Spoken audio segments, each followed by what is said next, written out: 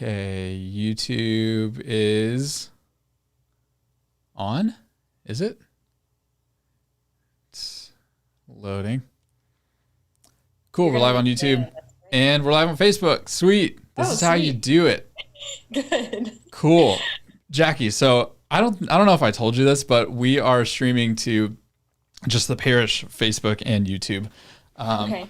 So over this whole COVID and doing stuff online, we've been doing a lot of like children's posts and youth ministry posts and adult ministry posts, like all on the Facebook page, on the YouTube. And so it's been nice to be able to, I guess, have other people outside the youth ministry see just kind of what we're doing, I guess. Yeah. So that's kind of nice. But for everybody watching right now, hopefully there's millions of you guys live right now. If any parishioners have any questions, just feel free to leave a comment. And if I see it, then I'll ask Jackie a question. If you guys don't know who Jackie is, Jackie Minton is a singer-songwriter, and you're from Arlington, right? Yes. Yeah. Born You're from Arlington, born and raised in God's country. Oh, we have 9,000 people watching right now, Jackie.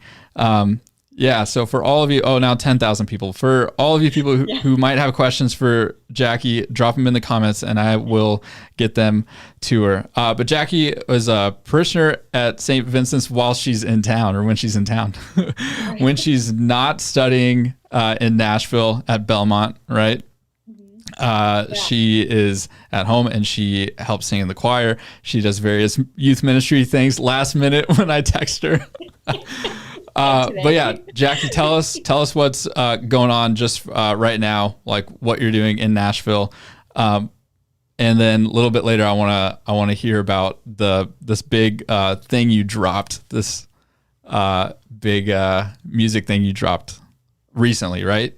Yeah, just a couple days ago. So, to sum it up, right after I graduated from Martin High School and left the youth ministry program at St. Vincent's. That was before Nick was leading it. When did you graduate from Martin? 2015. 2015. Okay, I graduated 2008. Okay. Yeah. So we just barely missed each other. Something like that. But we had the same youth ministers. Yeah, we did. Which is cool. Yeah, it is really cool.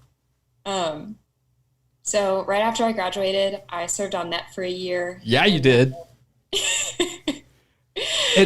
Explain to everyone who doesn't know what net is. Yeah, so net is the National Evangelization. National. Evangelization. You combined national and evangelistic. Let's just call it the National now. Yeah. I'll tell Ned I have a great idea for you guys. It sounds really weird, but you'll love it. Yeah. So I was basically it's a program where anyone from the age of 18 through 28 can serve for a year or 2 years or 3 years. There's some people that do more than that. They're crazy. I did 2 years. So where does that leave me? You're twice as crazy as I am. But it's an amazing ministry program that seeks to serve especially junior high and high school age youth just by bringing the gospel message through younger eyes and the people that are on fire for the faith, whether they're just graduating high school or are in the middle of college or have graduated college and are ready to give back from what they've received. So right, and you were on a retreat team, right? No, I wasn't. What were you on? I was on Providence. I knew that. I'm an idiot. Yeah. It's been a while. I mean, my wife served on that Providence team too. Yeah. She still keeps up. And what's really awesome about you serving on the Providence team or a discipleship team like that, is it gives you more opportunity to follow up with some of the students too. Absolutely. And so Emily, my wife, will still do that from time to time on social media and other things. Yeah. So my first year was on a retreat team. We did 108 retreats in the 8 months that we were on the road. But then second year was on a discipleship team at a parish in Hastings, Minnesota. Really small town, but it's super cool. So you did net, and then right after that, what happened? What did you do? Yeah, then I went to John Paul the Great Catholic University, which is a small school outside of San Diego. And I was studying communications media with a philosophy and theology emphasis Yeah. there for a year and a half, and felt really drawn back and called back to music, and just realized that the Lord wanted to bless that gift that He had given me. And I had led worship at St. Vincent's and song, like played at Jay Gilligan's and like different restaurants and potbellies around town, and just like was always writing. Yeah. And you know why I really wanted you on today was to, I don't know, just serve as a reminder that like both of us are products of, you know, just the history of what St. Vincent's youth ministry has been, you know? Yeah. Like we've had some alumni of St. Vincent's youth ministry, you know, study in Rome at these pontifical universities, some studying to be priests, some in religious orders even. And it's just really cool to kind of just do like, okay, let's just stop and let's not do like a rewind, but let's stop and let's see where everybody's at right now. We have some that are like athletes at D1 schools right now. It's just really cool to kind of just show our parish just kind of where we're at right now, even though some of us might not be in Arlington and we might not call St. Vincent de Paul our home parish anymore.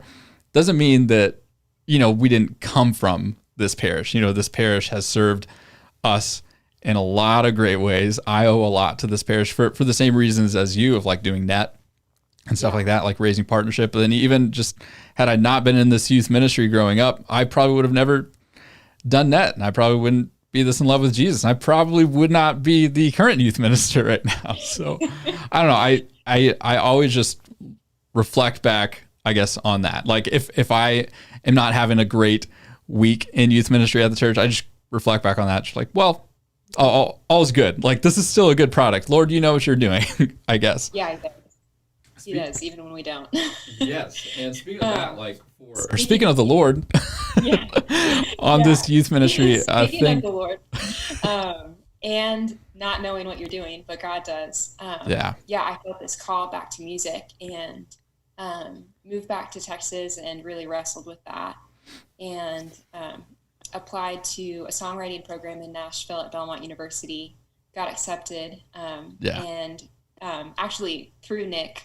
I think we all knew you were going to get accepted into that program. Well, but through you, I think the Lord definitely knew you were going to get accepted. I remember that. You helped me find my housing in Nashville.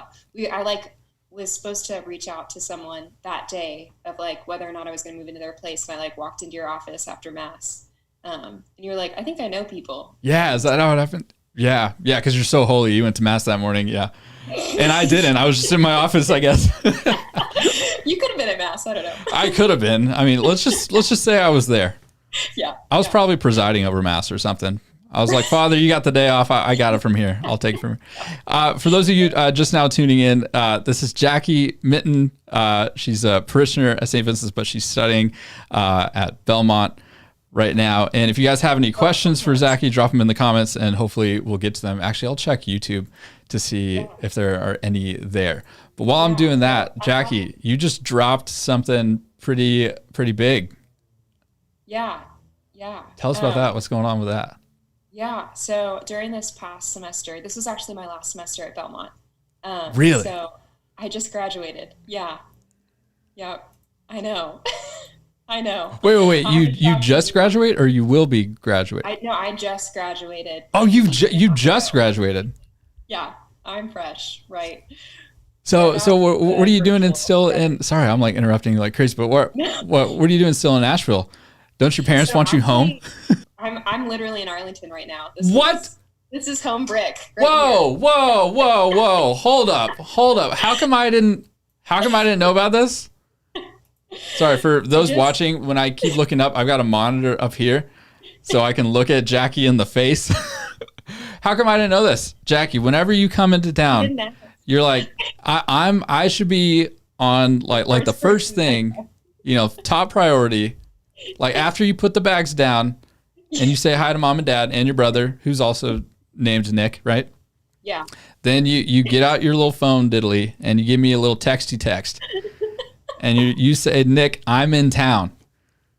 Okay. I'll be in town for a month. So Okay. That's good to know. yeah. Yeah. Okay. So you're not going back to Nashville. Thursday, but usually I live in Nashville. I'll go back to Nashville in a month. Okay. Gotcha. Yeah. Gotcha. So, Just for funsies then? yeah. Cool. Little breather after finishing school. Okay. Well, good to know that you're like in town. I mean, it's still kind of like a drive because I live in Grapevine. So I guess I shouldn't be that mad, but whatever. Okay. So you just dropped something earlier this week, right?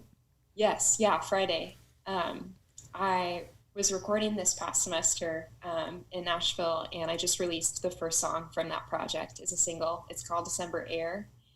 Sweet. And it is out there. I made a little lyric video for it too, using my handwriting. Nice.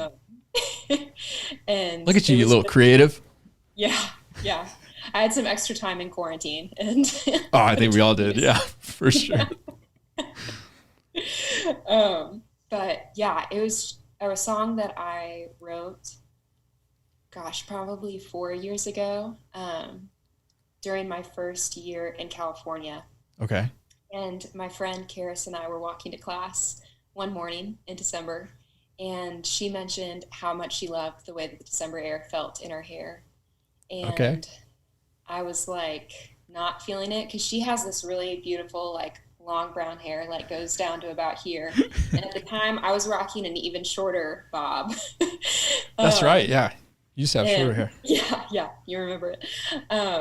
And I like to shower in the morning. So my hair was wet and it was cold outside, and it was Southern California. So it wasn't that cold, but it was still cold enough where I was not feeling it. You're like, this December air is not for me. Yeah. But Karis was like, I love the way the December air feels in my hair. And I was like, it's so weird that we can like literally stand in the same place and encounter the same thing and have such different reactions to it.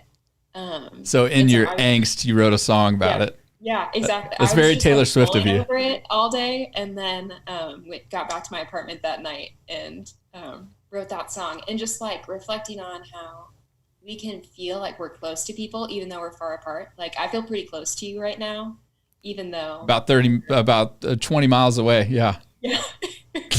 But then you can also like be right next to someone and like feel so far apart. Yeah. You know, me and my dad used to fish off of our jet ski, at Lake Arlington. And, sometimes we wouldn't really say much at all. We were just fishing. And we'd probably go like hours without really saying much. And, and those are the times where I felt closest to my dad is, just being like that kind of intimately close, but not really saying anything either. Yeah. And then, it's interesting that you say that. Yeah. So I finally got to record it. 4 years later? Yeah. How come you've deprived us for so long? Because, well, that's a long story, but for the biggest reason I would say is that recording is just really expensive, especially because I'm not very proficient with, I'm like semi-proficient with Pro Tools. I just bought Logic. Really? For those that don't know, those are recording softwares. Right. I knew that for this project, I really wanted to like walk with someone through the songs. One that knew what they were doing, and two that would have a fresh perspective on them, especially because so many of the songs were older to me, and just wanted for them to have new life breathed into them and have another perspective, like help bring them to life. So sure, yeah, it's like very transformative. Yeah. Man, yeah, that's cool. I definitely notice all of your stuff like from afar, and so yeah. You said this was you just released one song out of a bigger. Like how many are in this EP? Yeah, I don't even know the difference between an EP and a. I'll give you a little lesson. Record. So an EP stands for extended playlist, and it's typically like 3 to 5 songs. A single is usually 1 to 2, like a side A, side B, or just one song. An extended playlist would be like 3 to 5, and then LP just stands for long play. Okay. Which would be like 10 to 12 ish, or sometimes 8 or 9, just depending. But record that I just recorded is my first long play, or first like full length. I don't know if you can see the fur literally flying around me because my dog is laying right next to me. No, you're good. Wait, so I've like seen all this fur just like go like that. But yeah, so this song is part of an LP then. Yes, it's part of an LP. Oh. And in total, there are 11 songs. Dang. On the project. Cool. Yeah. Cool. And when is that releasing? That will come out on St. Joseph's Feast Day on March 19th. Look at you, all holy and stuff. Just need a lot of prayers for it. That's all. Was there a reason on picking his feast day? I knew that I wanted to release it at some point, like in either March or April, sometime in the spring. Okay. And I figured out March. I didn't want to wait for April, so I was like March, and then I was like, I don't want to release it in the middle of Lent because that's not fun. Yeah, that's not fun. Nobody wants to do that. Who wants to release an album in Lent? So I was like, okay, are there any feast days that land on a Friday? Because songs release on a Friday because that's how the Billboard charts work, and like you can release songs on other days, but it's typically Friday's the day. So I was like, Tuesday morning, release it on a Tuesday morning. And sure enough, St. Joseph's Feast Day lands on a Friday this year. Cool. So it's like sold. That's the really long answer to that question that you didn't want. Well, no, that's awesome. That's awesome. I love it. And how many official LPs do you have and/or EPs then? Yeah. So I only have one EP out right now. Okay. That I recorded the summer after I graduated from high school. And that's called Searching for Now, and that's up on Spotify and Apple Music and all of the streaming YouTube places. And then I recorded a single about a year ago with a record company called Paper Castle Records in Nashville. Yeah, with Sean. With Sean. Cool. Yeah. So I've only spoken to Sean like once. We met here like in Keller for something. Okay. And then I talked to him on the phone. This was like 4 years ago, maybe. And that was it. Other than that, I don't really know who he is. Sounds like you know who he is. What? It sounds like you know who he is. No, I mean, well, sorry. I don't know him. Right. Like, yeah. I don't know him. Like, yeah, we just like kind of know of each other, and we've spoken just a few times. But around that time that I last spoke to him is when he played his little violin, fiddle, whatever. Yeah, he's an incredible violinist. And he played on the with Pat Barrett on the House Fires 2. I think the second one. Do you remember that? No. No, you know what I'm talking about? I'm sure you do. I'm sure if you've seen the video. I've seen, yeah. Yeah. I'm sure. Well, anyway, around that time, like that's when we were kind of like, whoa, like somebody, like a Catholic guy is on like House Fires right next to Pat Barrett. It was kind of cool. Yeah. Fast forward like 2 to 3 years later, and this was like, I guess current last year now. Anyway, whatever. Last year I played at that Christian music festival thing at Texas Motor Speedway, the Celebrate Freedom thing, whatever.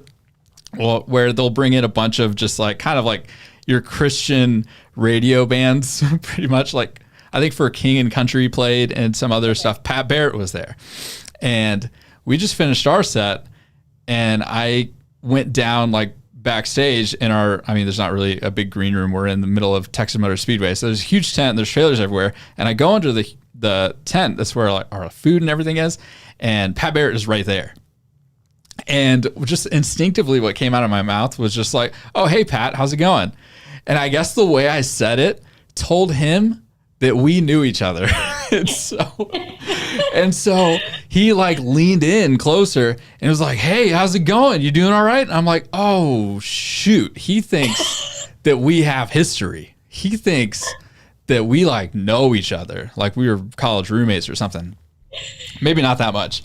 But he like leans in, we're having this conversation this whole time. I'm like, what do I have in common with you that I could bring up right now so that it won't destroy the fact that I just instinctively said your name because I recognized who you were. I don't know. It caught me off guard that he was right there when I was coming into the tent. I don't know. I just dove headfirst into it. And so the thing that came out of my mouth after, just the initial like, hey, how's it going? You doing all right? Yeah, cool. I was like, I bet he's in Nashville. Let's go there. I was like, hey man, you still in Nashville? And thankfully he was like, nah, man, I haven't been there in a while. He's like, I moved out wherever. Yeah. And then I was like, cool. What's the other thing that I know? House fires. Sean, they were in the same video.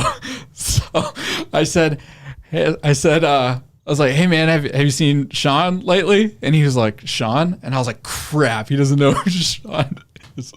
And I was like, the violin player. He was like, oh yeah. He was like, oh yeah. We kind of say hi every now and then. I'm like, cool. All right, man, I gotta go. See you later. Have a good set. And that was it. That was my I think you covered it well. Did I? I don't know. After that, this video. I knew nothing else about him other than like, I assume you've been in Nashville or lived there before. So let's talk about that. Oh, let's talk about Sean. Let's talk about Jesus now. I don't know. Is that what you do? Talking to A-list contemporary Christian music artists. I don't know. Is that how you do it? Terry Bodovich, she says hi. Oh, hi. Cool. Hey, let's close this out because I think we've been going a lot longer than 5 minutes, like I told you. I was gonna say, this feels like 20. Exactly.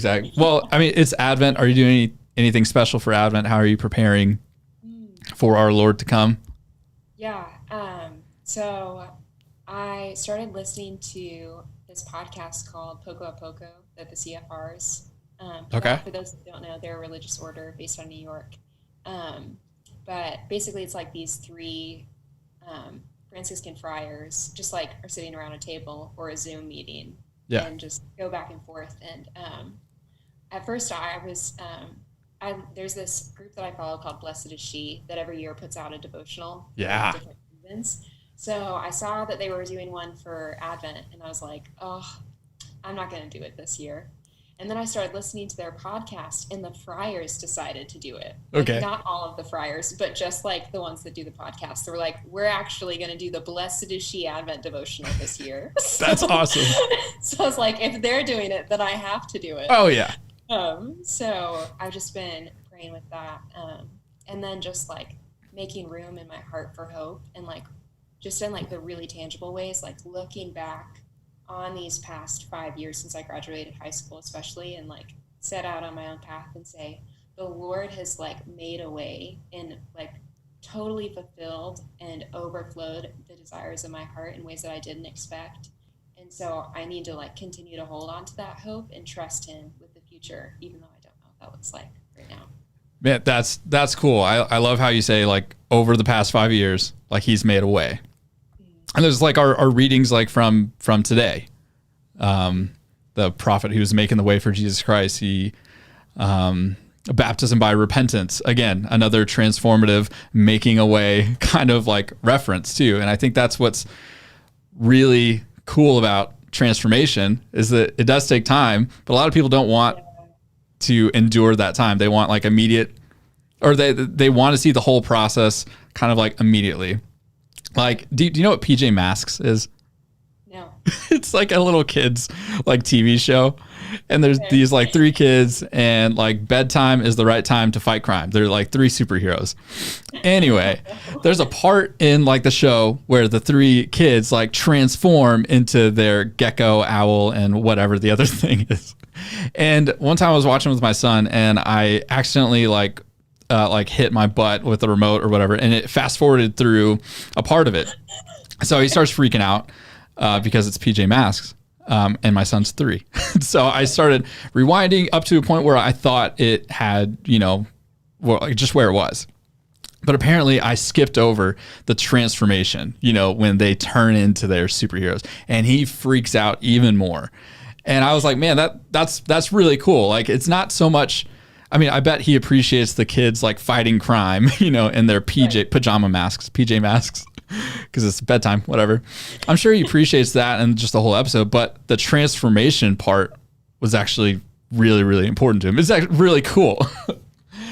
And so I don't know, I've been thinking about that like over this Advent, especially like in today's readings, the baptism of repentance, implying that, as Christians, we're creatures of constant conversion. We ought to be changing. We ought to be transformed by the renewal of our minds every single day. We work out that sanctification. And so, yeah, I mean, you saying the Lord is, creating a way. Man, if we don't believe that, then it's especially really hard to get through these times too. But yeah, thanks for coming on. I want to give people an opportunity to find you. So where can people find you? You can find me at JackieMinton.com, but also on social media at Jackie Minton, JackieMinton. And yeah, YouTube, Facebook, all the places. I don't have Snapchat, but you don't need it. Or TikTok. Don't need that either. You don't need it. But pretty much everywhere else. Well, cool. Well, yeah. So everybody, go follow Jackie on all the things. Go download or stream her newest single and her full-length album, March 14th? 19th. March 19th. I was pretty close. Yeah. My next single from the record will come out January 8th. Nice. So there'll be some new music trickling out before then. Nice. Cool. All right. Well, will I see you at Mass tomorrow morning? Probably. Yeah, sure. I'm like calling you out live right now. Yes. Well, cool. Well, thanks, Jackie, so much. You rock. And yeah, actually, you stay on. I'm going to end this live because I want to chat with you more. Okay. All right. Yeah, you stay right here while I awkwardly end this live.